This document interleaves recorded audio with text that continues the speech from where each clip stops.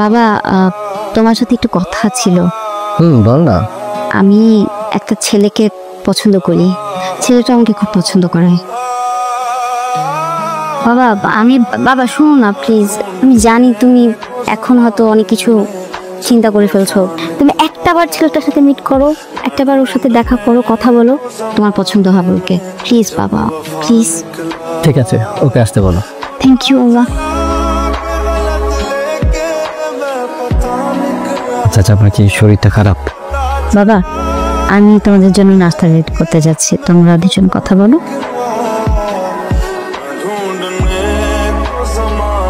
কি অবস্থা? জি ভালো, আলহামদুলিল্লাহ। আপনি ভালো? বাসা কি টাঙ্গাইলে? জি।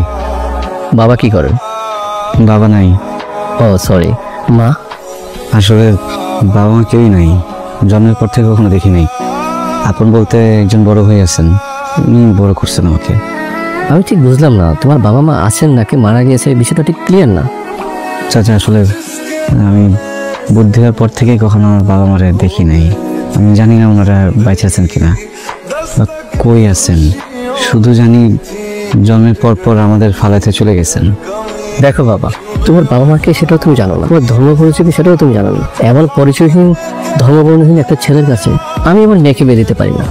তোমার হয়তো পরিচয় ধর্ম সমাজ নেই, কিন্তু আমাকে একটা সমাজে চলতে হয়। তোমাকে আমি কি বলতে চাচ্ছি আশা করি তুমি বুঝতে পারছো। বাবা তুমি কি বলছো? কথা বলতেছি। দেখো বাবা, আমি আমার মেয়ের বিয়ে ঠিক করছি ললারের পাত্রের সাথে, আমার বন্ধুর ছেলে। একটা মানুষের রুচি কত নিচু হতে পারে আমি আমার মেয়ের না দেখলে বুঝতে পারতাম। এনিওয়ে, নাস্তা করে যাও।